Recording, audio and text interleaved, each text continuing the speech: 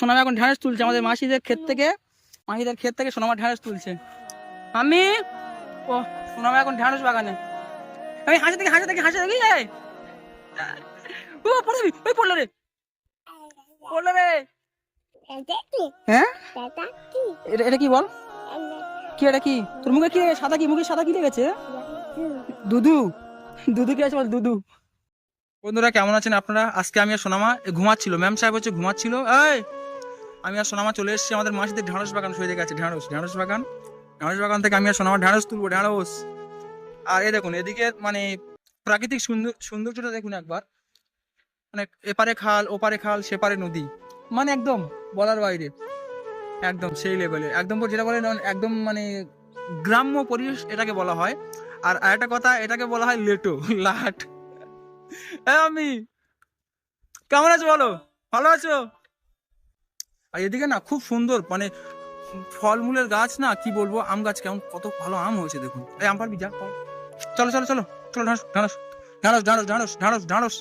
ঢাঁড়স পারবো, চলো। হ্যাঁ চলো, এটা নিয়ে যাই, এটা নে চলো। গাছে কেমনটা আম হয়েছে দেখুন। কার গাছ জানি না, আমাকে দে কার গাছ জানি না, মারবো এটা নিয়ে আমের গায়ে। ফাটিয়ে দিছে দেখো, আম মেরে ফাটিয়ে দিয়েছে, আম পড়েনি। কি অবস্থা! এই পালিয়ে চল ওঠেনি। আমটা মেরে ফাটিয়ে দিয়েছি, দেখতে পাচ্ছেন? আমটা ফেটে গিয়েছে, আম ফেটে গেছে, আম পড়েনি। তো এখন যাচ্ছি আমরা ঢ্যাঁড়স তুলতে। আমি আর সোনামা। মামি এদিকে নামো, আসো জলদি আসো।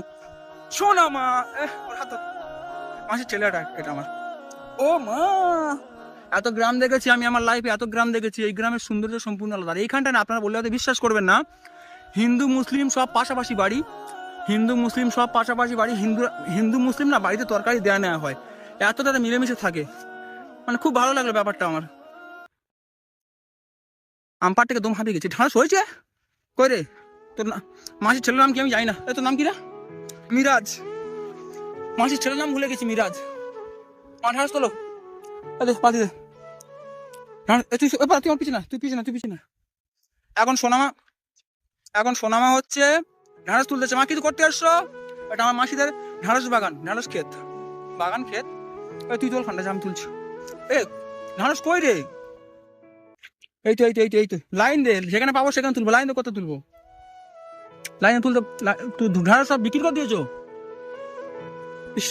ঢ্যাঁড়স গুলো যখন তোলার কথা ছিল তখন মানে ফলটা যখন হওয়ার কথা ছিল তখন ফসলটা হয়নি।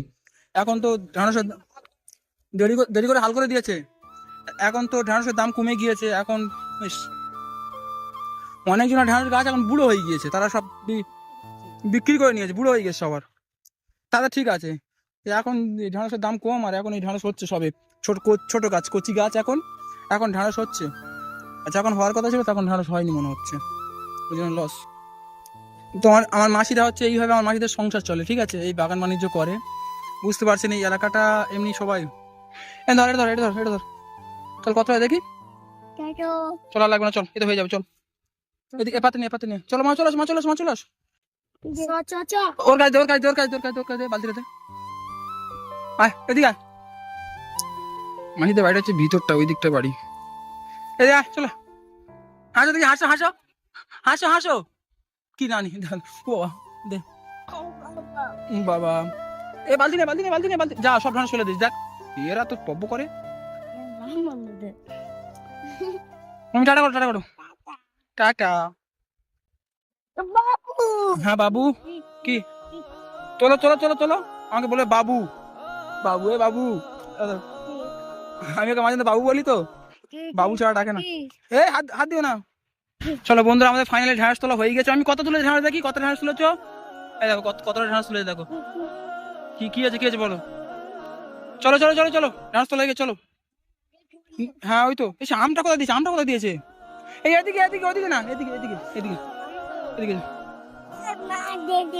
উঠতে পারছে না, রেগে যাচ্ছে। এই ধর ওই যা ও বাবা, এই পড়ে যাবি। ওটা দে। জীবনের প্রথম ওই ঢ্যাঁড়স বাগান দেখলো। আমি মানে এই জীবনের প্রথম ঢ্যাঁড়স তুললাম ক্ষেত থেকে। যাও কোলে যাও, ওটা আলগা হয়ে গেছে, গাছ চুলকাচ্ছে, গাছ চুলকাচ্ছে, দেখেছো আবার গাছ চুলকাচ্ছে। চলো চলো চলো, একটু মুছিতে তেল দিতে হবে, মুছি দিয়ে তেল দিতে হবে। এই এই তুই করবে না। ঠিক আছে বন্ধুরা, ভালো থাকবেন, এই পর্যন্ত ছিল। আর এনে হচ্ছে সোনামার ভিডিও সবসময় দেখে।